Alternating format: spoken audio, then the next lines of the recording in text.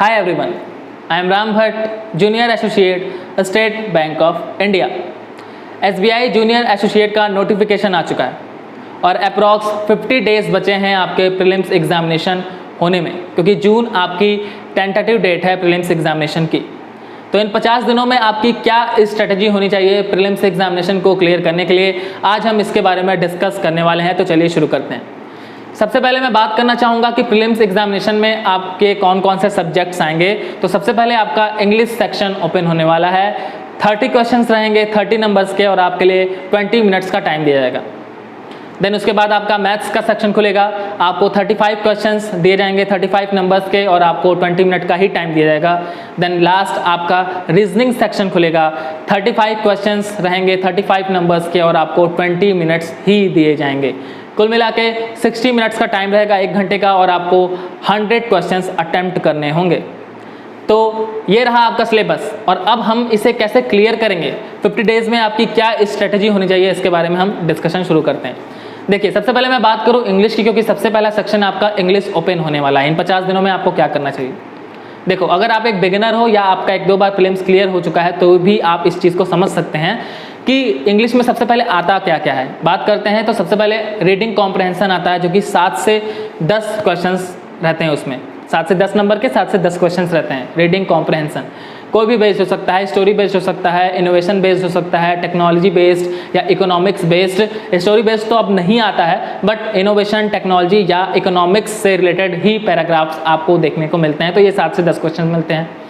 Then उसके बाद आपका वर्ड स्वैपिंग आता है, यानी एक पूरा सेंटेंस लिखा रहता है जिसमें A, B, C, D 4 options दिए रहते हैं। उसमें से या तो A को B से रिप्लेस करना होता है सेंटेंस में फिट करने के लिए, या तो C को A से या D को B से। ऐसे आपको ये समझना होता है कि कौन सा जो वर्ड है वो कहाँ पर एग्जैक्ट जाके फिट होगा, ये आपको समझना पड़ता है। तो 5 नंबर का वो आता है। देन उसके बाद आपके फिल इन द ब्लैंक्स आ सकते हैं 5 से 10 नंबर के। उसके बाद आपका रीअरेंजमेंट आता है 5 नंबर का, और देन आपका कॉमन एरर आता है 5 नंबर का, और आपका मिस स्पेल्ट भी आ सकता है 5 नंबर का। तो ये इतने टॉपिक्स हैं जो कि आपको इंग्लिश सेक्शन में देखने को मिलते हैं। अब ध्यान से समझने की कोशिश करिएगा कि इन टॉपिक्स में आप कहाँ से नंबर ले सकते हैं। देखिए, कुछ लोग की रीडिंग कॉम्प्रहेंशन पावर बहुत अच्छी होती है, ठीक है, उनकी रीडिंग स्किल्स अच्छी होती है, वो अच्छे से पैराग्राफ्स को समझ के उसका आंसर दे देते हैं।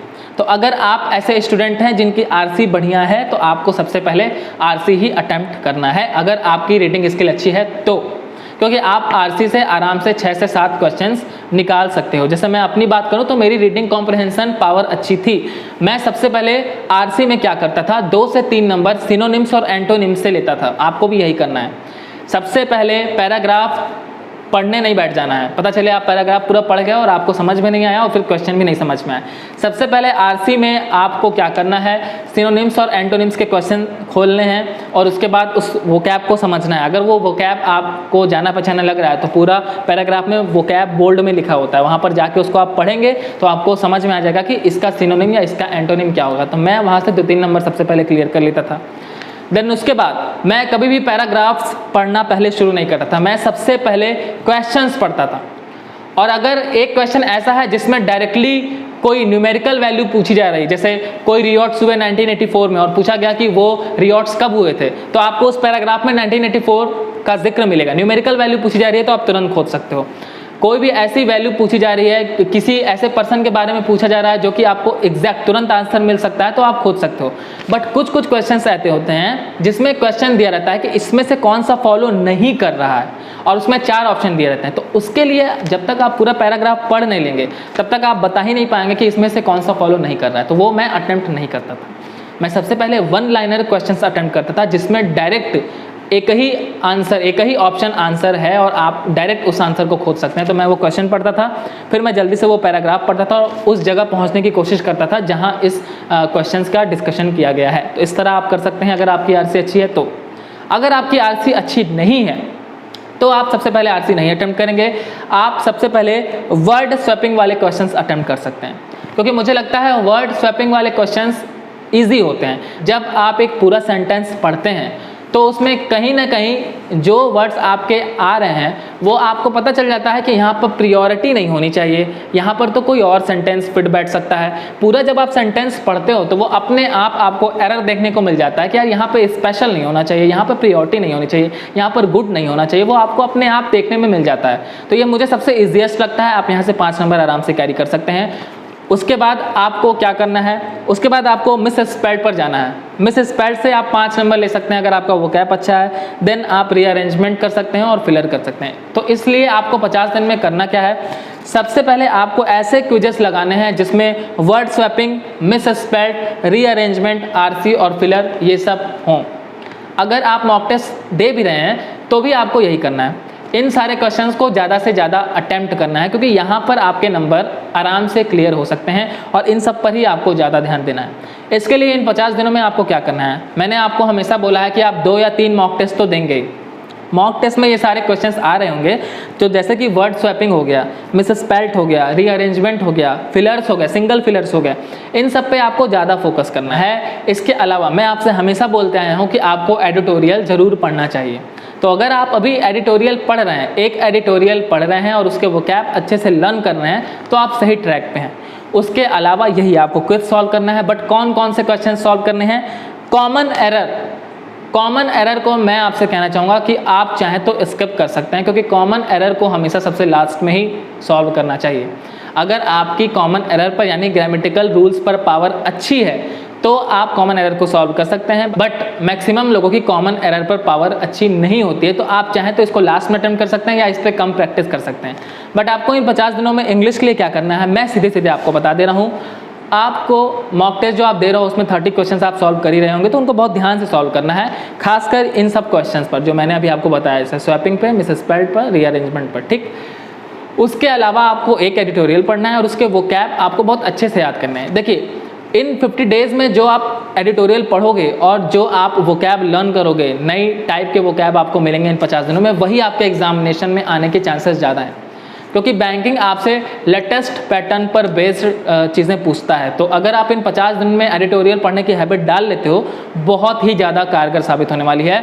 एडिटोरियल पढ़िए, वोकैब नोट करिए, जब भी क्विज सॉल्व करिए तो वर्ड स्वैपिंग वाली, मिस स्पेल्ड वाली, ये सब क्विज ज़्यादा सॉल्व कीजिए, क्योंकि ये सब आपको आसानी से नंबर दिला सकते हैं। कॉमन एरर पे अगर पावर अच्छी है तो ही कॉमन एरर के ज़्यादा क्विज आप सॉल्व करेंगे, अदरवाइज 2-4 रूल्स आप डेली पढ़ सकते हैं या किसी टीचर को फॉलो कर सकते हैं। उससे ज़्यादा इंग्लिश में आपको कुछ नहीं करना है, मैं सीधे सीधे आपको साफ साफ शब्दों में बता दे रहा हूँ, ठीक है। इतना ही आपको करना है, यही सारे क्विज आपको सॉल्व करने हैं। एक चीज़ मैं आपसे कहना चाहूँगा कि आजकल बहुत सारे लोग ये कहते हैं कि सर मेरा मॉक टेस्ट में 10 नंबर आ रहा है, 11 नंबर आ रहा है, 5 नंबर आ रहा है, 7 नंबर आ रहा है। जब आपके इंग्लिश में 10-12 नंबर आते हैं, 15 नंबर आते हैं, तो आप हमेशा सेक्शन का परसेंटाइल देखा करिए। एक तो ओवरऑल परसेंटाइल होता है जो मैं हमेशा जिक्र करता हूँ, और एक सेक्शनल परसेंटाइल होता है। इंग्लिश का सेक्शनल परसेंटाइल देखा करिए, अगर 70-80 के अप्रॉक्स आपका इंग्लिश का सेक्शनल परसेंटाइल है तो इट्स अ गुड, आपको परेशान होने की ज़रूरत नहीं है। अगर 50-60 से कम है तो ही आपको परेशान होने की ज़रूरत है, क्योंकि देखिए मैं आपको बता दे रहा हूँ कि जो हम मॉक टेस्ट सॉल्व करते हैं अभी, जैसे कि टेक्स्ट बुक हो गया, अड्डा हो गया, ग्रेटअप हो गया, कोई भी मॉक टेस्ट अगर आप सॉल्व करते हैं तो उसमें जो इंग्लिश का लेवल होता है थोड़ा सा अपर लेवल ये लोग देते हैं, जिसकी वजह से आपका नंबर 10-12 आता है। पर उसमें आप सेक्शनल परसेंटाइल देखा करिए कि बाकी लोग से आप आगे हैं कि नहीं। अगर 80% परसेंटाइल आ रहा है तो इट मीन्स कि आप इंग्लिश के सेक्शनल में टॉप 20 में हैं, 80 लोग से आप आगे हैं, तो आप सेक्शनल चेक कीजिए। और अगर 20-22 आ रहा है तो बहुत अच्छा है, ये आप फॉलो कर सकते हैं इंग्लिश के लिए। अब मैं बात करूँगा मैथ्स की, कि मैथ्स के लिए क्लियर करने के लिए आपकी क्या स्ट्रेटजी होनी चाहिए। देखिए मैथ्स में क्या क्या आता है, सिंप्लीफिकेशन आपके आते हैं 5 से 10 क्वेश्चंस, देन आपका आता है क्वाड्रेटिक 5 क्वेश्चंस, नंबर और रॉन्ग नंबर सीरीज आपके 5 नंबर के आते हैं। डीआई आपका आता है 10 नंबर। डीआई कौन कौन से हो सकते हैं, बार ग्राफ हो सकते हैं, सर्कुलर हो सकते हैं, टेबुलर हो सकते हैं। देन उसके बाद आपके जो बचे अप्रॉक्स, मैंने अगर मैं टोटल काउंट करूँ तो सिंप्लीफिकेशन अगर 5 नंबर काउंट करते हैं, क्वाड्रेटिक 5 नंबर 10 हो गया, नंबर या रॉन्ग नंबर मिला के 5 तो 15 हो गए, 2 डीआई आपके 25 हो गए और 10 बचे आपके अर्थमेटिक। तो ये आपका मैथ्स का सिलेबस है।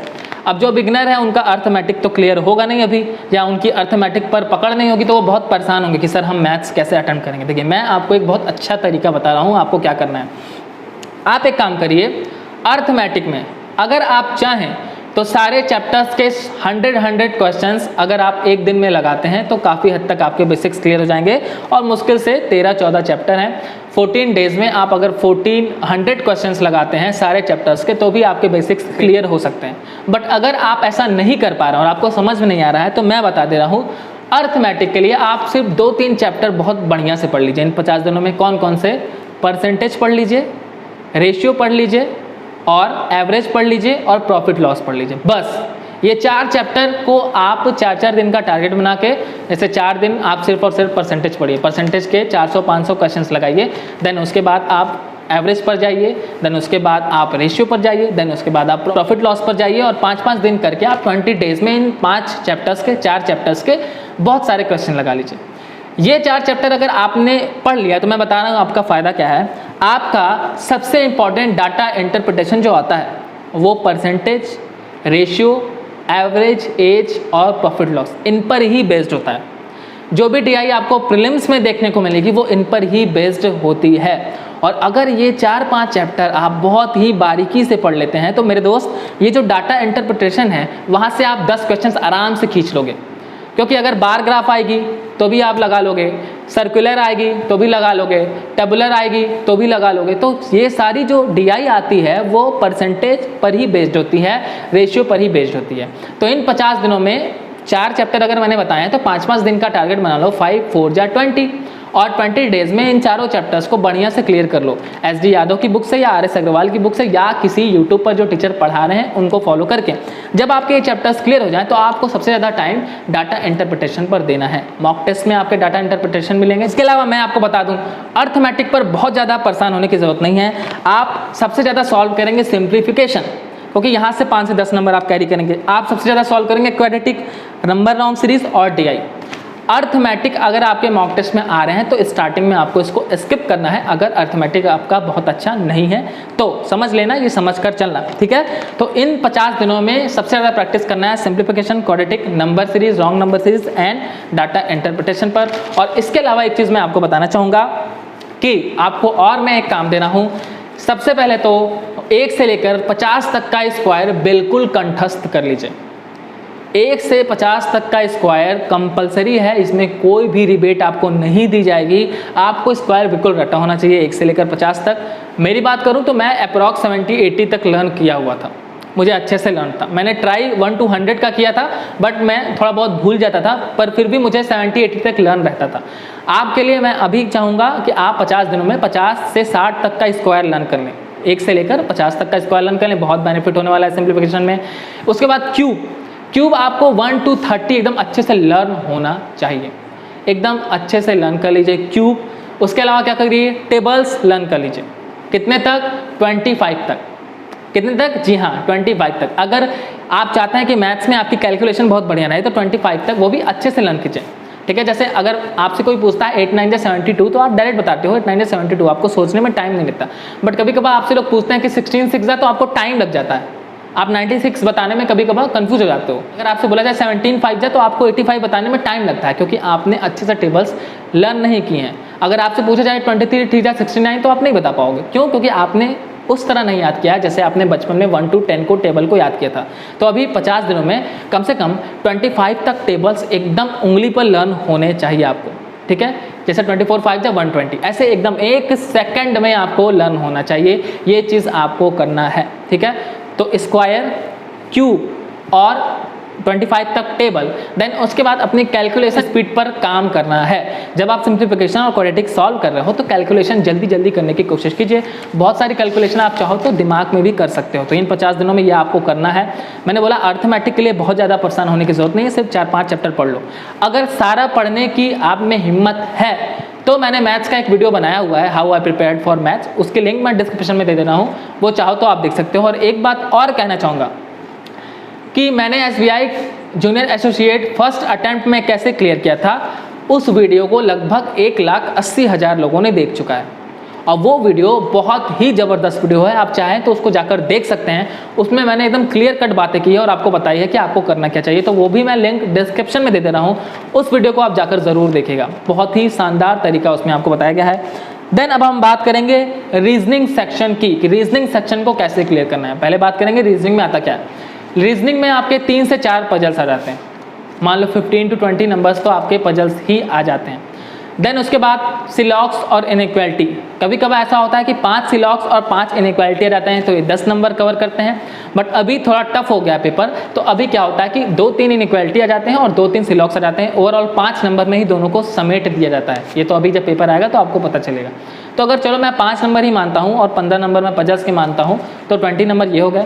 फिर ब्लड रिलेशन के और डायरेक्शन के मिला के आपके 5-6 क्वेश्चन आ जाते हैं, तो 25 क्वेश्चन यहाँ पर हो गए।